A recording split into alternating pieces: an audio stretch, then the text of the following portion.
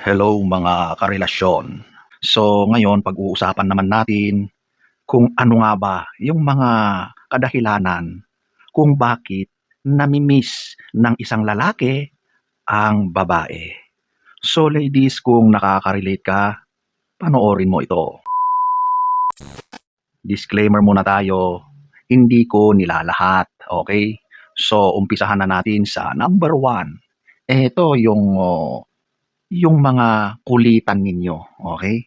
Alam nyo, ito yata yung isang underrated na ginagawa ng mga magkakasintahan, magkakarelasyon na unaware sila pero dito nag-uumpisa talaga yung mas malalim na koneksyon sa kanilang dalawa, okay? Kasi alam naman natin, yung mga kulitan na ito, nandiyan yung tawanan, nandiyan yung mga masasayang mga moments, okay?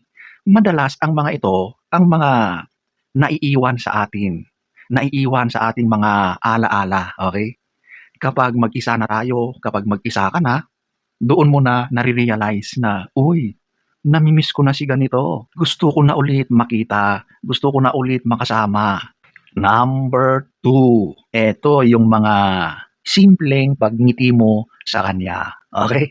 Alam niyo talagang pagdating talaga sa pagngiti, pag-smile mo sa harap ng isang lalaki, nag-iiwan yan ng magic.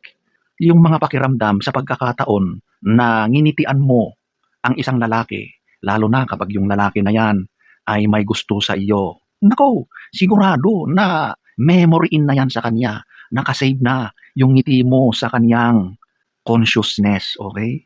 At ang mga ganitong ngiti ay nagiging dahilan para lagi kang laman ng kanyang isip, maghapon, magdamag.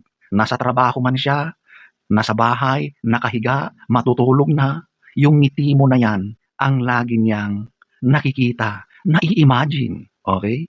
Kaya ladies, kung may lalaki na nagpapahiwatig sa'yo at alam mo naman sa sarili mo na meron ka ring gusto, ika nga mutual ang feelings ninyo, yung matamis na ngiti na yan ay napaka-effective. Mamimiss ka talaga niya. Number 3, eto yung nami-miss niya yung ikaw. So ito ay para sa mga magkakasintahan na o magkarelasyon na, okay? At humahantong na sa mga intimate na mga pagkakataon, okay? Alam niyo, hindi talaga ito mawawala sa kahit sino man. Kasi ang pagmamahal, eto na yung ultimate na ingredient para mas mapatibay, mas maiparamdam mo yung pagmamahal mo sa isang tao sa pamamagitan ng mga ganitong mga intimate na moments ninyo.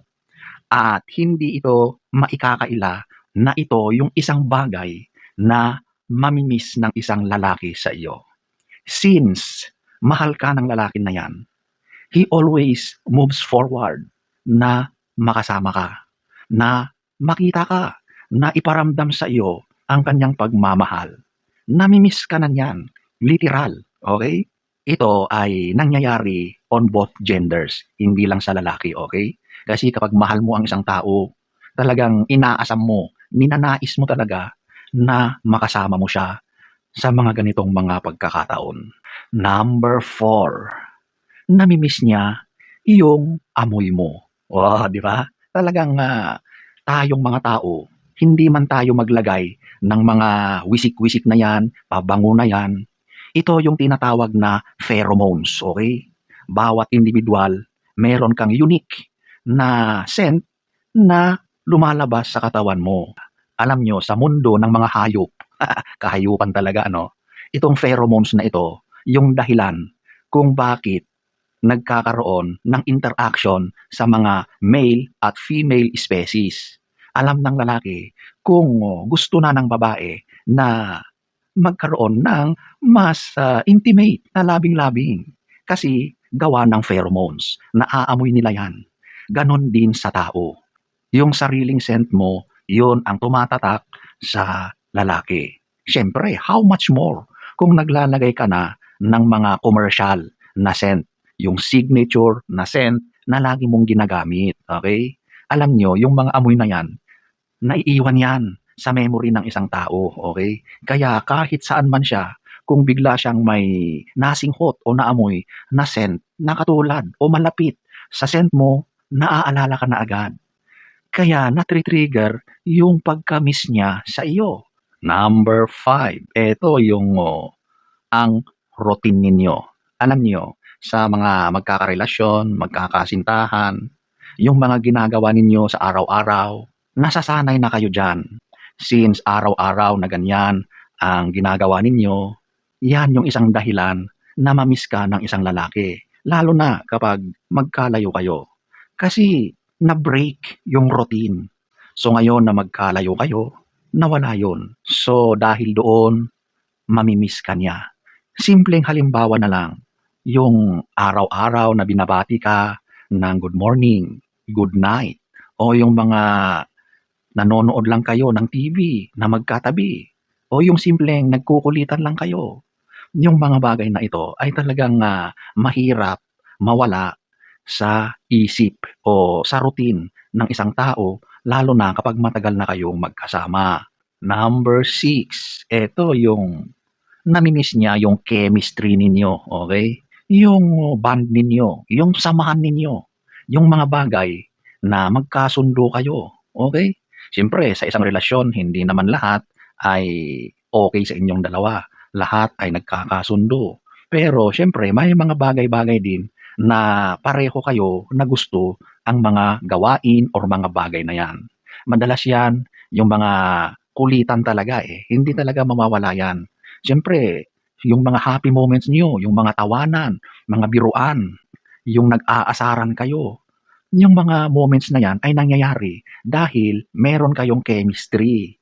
At ang mga bagay na ito ay nami-miss ng isang lalaki kapag hindi kayo magkasama. Number 7, eto yung support system mo.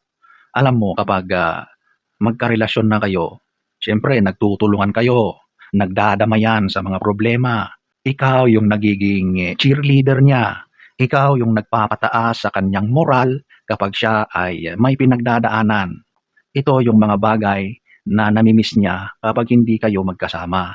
Kasi nasanay na siya na tuwing nalulungkot siya, nandyan ka. Kapag may problema siya, nasa tabi mo siya.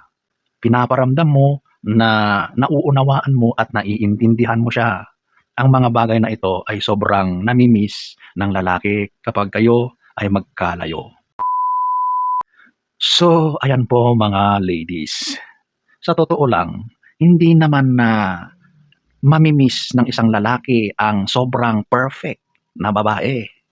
Ang nami-miss niya ay yung babaeng nagpaparamdam sa kanya na siya ay mahalaga, na sapat siya para sa kanya, naiintindihan siya, at ipinaparamdam na mahal mo siya.